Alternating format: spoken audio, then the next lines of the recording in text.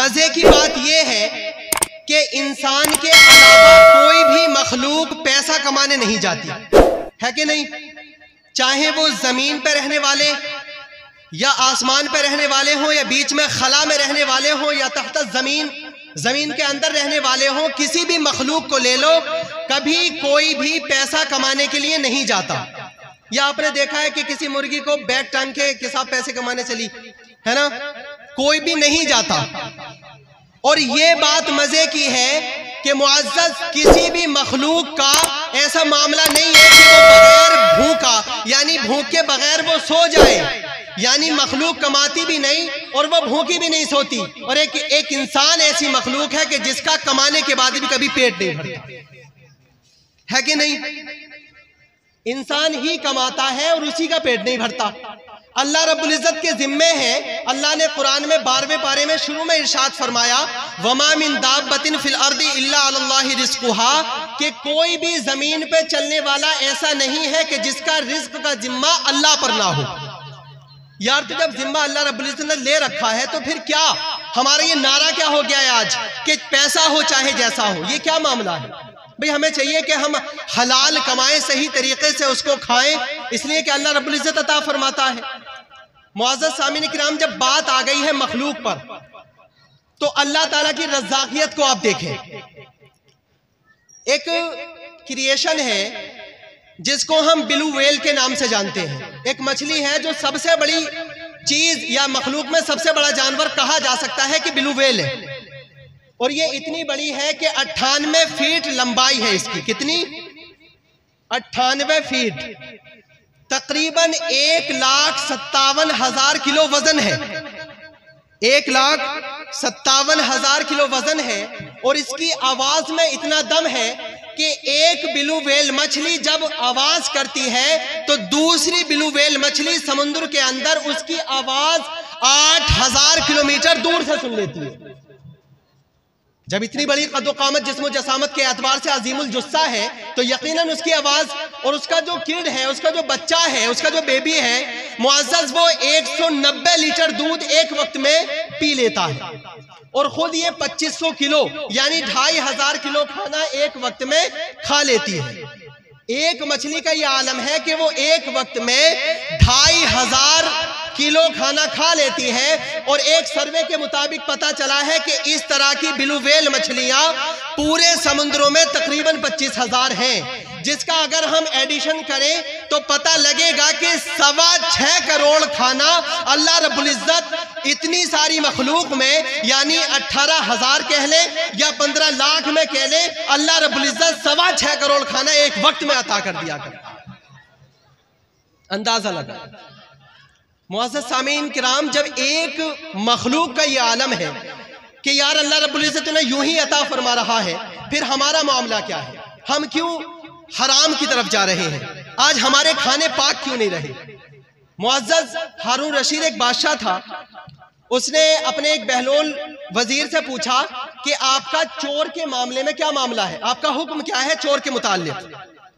अब उस बहलोल ने जवाब दिया कि अगर चोर पेशावर हो यानी बाय पैशन, अगर वो चोर चोरी करता है तो उसके हाथ काट दिए जाएं, क्योंकि कुरान में है वस्सारिक़तु फ़क़्तऊ अयदियहुमा, चोर और चोरनी के दोनों हाथ काट दिए जाएं।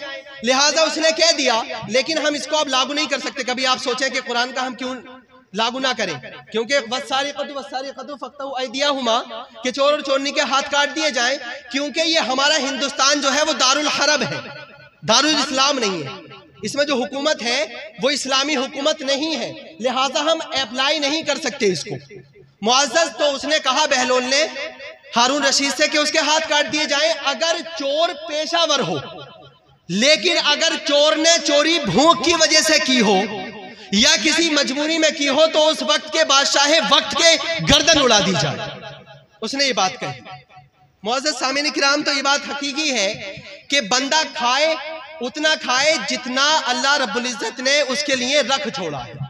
मुअज़्ज़ज़ सामीन किराम, और ये सर्वे भी है, director of dietetic and dietitian US health news के मुताबिक भूख जो है एक बहुत अहम चीज है। बहुत सारे उलामा ने भी इस चीज को बताया कि अगर बंदा सेहतयाब रहना चाहता है तो उसको चाहिए कि वो भूख रहते खाने से हाथ हटा ले, थोड़ी बहुत भूख से पहले ही हाथ हटा ले। अगर वो ऐसा करेगा तो इंशाअल्लाह अज़्ज़वजल डॉक्टर की जरूरत उसको कभी पड़ेगी नहीं। और ये सर्वे भी है, साइंस भी इस चीज को फॉलो करता है। मुअज़्ज़ज़ सामिन किराम, लेकिन गलती ये है, एक बहुत बड़ी कराहत ये है कि हमारे मुआशरे में भूख को बड़ा गलत तरीके से डिफाइन किया गया है ना। The hunger is considered by a wrong side in our atmosphere in our society. यानी हमारे मुआशरे में अगर कोई भूखा रहता है तो हम उसको गलत ताबीर करते हैं कि ये तो भूखा नंगा है, इस पर तो गुर्बत छाई हुई है। लेकिन असल में बात यह है कि अगर बंदा भूख रहते खाने से हाथ हटा ले तो इंशाअल्लाह ताला उसको अमराज लाहिक ही नहीं हुआ करे। तो मुअज़्ज़ज़ ये जो मामला है भूख का, अच्छा एक बात और है, देखे भूख जैसे खाना सामने है, उसके सामने से हाथ हटा लेना ये आसान बात है, लेकिन खाना मिले ही नहीं, ये बड़ी दुर्भाग्य वाली बात है। मुअज़्ज़ज़ सामिन किराम, तो हम अपने आसपास ऐसे अशखास को देखें कि जो खाना भी प्रॉपर नहीं खा पाते, जिनको खाना मिलता ही नहीं है, और ये वक्त तो बड़ा जरूरी वक्त है। मुअज़्ज़ज़ सामिन किराम, चाहिए कि हम उनकी देखभाल करें, खाने का, बिलखुसूस ठंड के मौसम में उनके लिए रजाइयों का इंतजाम करें, है ना, लिहाफ वगैरह का इंतजाम कर दें। ये सारी जिम्मेदारियां हैं हमारी। अच्छा, बस एक आखिरी नुक्ता मैं बयान कर दूं। अल्लाह ने जो फरमाया वमा मिन दाब्बतिन फिल अर्दी इल्ला अलल्लाहि रिज़्क़ुहा, कि जमीन पर चलने वाला कोई भी ऐसा नहीं है बाकी कि जिसका रिस्क का जिम्मा अल्लाह पर ना हो। तो मैं आप गूगल भी कर देख सकते हैं इस बात को कि हर दिन 7,000 लोग मर जाते हैं भूख की वजह से।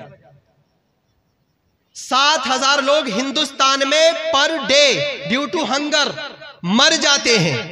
और यही अगर आंकड़ा लगाया जाए पूरे साल का तो तकरीबन 25 लाख लोग हर साल हिंदुस्तान में भूख की वजह से मर जाते हैं। और अगर ये हिंदुस्तान से जरा क्राइटेरिया बढ़ाएं, अगर आलमी सतह का करें, वर्ल्ड लेवल पे बात करें, तो मुअज़्ज़ज़ सामिन किराम तकरीबन 25,000 लोग हर दिन पूरे विश्व भर में भूख से मर जाते हैं। और अगर साल भर का आंकड़ा लगाया जाए तो तकरीबन 90 लाख लोग भूख से मर जाते हैं। अब ये रखिए, दोनों तरफ कंपैरिजन करते हैं। एक तरफ तो ये कि अल्लाह ताला का फरमान कि साहब हर किसी का जिम्मा रिस्क का अल्लाह पर है, और दूसरी तरफ हम गूगल करके देख रहे हैं या सामने रख करके देख रहे हैं तो मामला यह है कि बंदा तकरीबन पूरी दुनिया में 90 लाख लोग हर साल भूख से मर जाते हैं। 25 लाख लोग हिंदुस्तान में मर जाते हैं, 7,000 लोग दिन में मर जाते हैं हिंदुस्तान में, 25 लाख लोग जो है पूरे साल में, सॉरी पूरे एक दिन में पूरे आलमी सतह में मर जाते हैं। तो ये मामला क्या है यार? कुरान भी हक है और ये डेटा भी हक है। भाई बात तो है ना, मर रहे हैं इतने लोग और उधर कुरान का भी मामला है। तो जब कभी ऐसा टकराव होता है तो उसमें तत्बीक की जाती है, मामलात देखे जाते हैं, जरा अमीर डीप माइंड से सोचा जाता है, तत्बीक की जाती है। तो मुअज़्ज़ज़ मैंने इसमें गौर की तो मैंने ये पाया कि मुअज़्ज़ज़ सामिन किराम, अल्लाह का वो फरमान बिल्कुल हक है। भाई अल्लाह ताला ने रिस्क सबका लिख रखा है, सबके हिसाब का दे रखा है। अलबत्ता मामला यह है कि अल्लाह ताला ने किसी का रिस्क किसी को दे दिया। अब ये जिम्मेदारी है कि जिस किसी हिस्से का रिस्क किसी और को दिया गया, उसको चाहिए कि अपनी जिम्मेदारी, रेस्पॉन्सिबिलिटी समझे और उस शख्स तक उसका रिस्क पहुंचा दे। ये ज़कात का एक बेहतरीन पहलू निकाला जा सकता है। कुछ लोग बहुत जो अमीर हैं उनको जो रखते हैं 40वां हिस्सा 2.5% रखते हैं, वो इसलिए कि उनके निकालने से मुअज़्ज़ज़ सामिन किराम दूसरे जो भूखे हैं उनको रिस्क मिल सकता है। गोया उनके हिस्से का रिस्क है लेकिन किसी और के जिम्मे डाल दिया है। लिहाजा हम अब कर सकते हैं कि अगर हम उमरा हैं, अमीर हजरात हैं, तो हमें चाहिए कि हम गरीबों को वो माल दे दे, तब वो अल्लाह ताला की आयत बिल्कुल हक है और ये जो डेटा है ये भी उसके अकॉर्डिंग आ जाएगा। तो बस जो है हमें अपनी सोच थोड़ी बदल लेनी है। अगर हम जरा सी सोच अपनी वसी कर दे, फराग कर दे, कुशादा कर दे, तो मामला बहुत अच्छा हो जाएगा। इसका मैं एक मेथड भी दूं। देखें, एक बड़े घर के मुकाबले में एक दरवाजा छोटा होता है कि नहीं? एक बड़े घर के मुकाबले में एक दरवाजा छोटा होता है। और उस दरवाजे के मुकाबले में ताला छोटा होता है और उस ताले के मुकाबले में चाबी छोटी होती है, लेकिन मजे की बात, उस छोटी सी की से, चाबी से पूरा घर खुल जाया करता है कि नहीं? तो बस जरा सा मामला है हमारे समझने का। और ये जो फलसफा देता है वो इस्लाम ही देता है। एक मजहब इस्लाम ही ऐसा मजहब है कि जिसमें सारी आसाइश दे रखी होती हैं। Islam is the religion of law and order. यही है वो जो फराहम करता है चीजों को। It provides people with shelter and convenience. मुअज़्ज़ज़, यही वो एक मजहब है कि जो हमें प्रोस्पेरिटी के साथ, खुशहाली के साथ रहने की हमें तिलकीन करता है।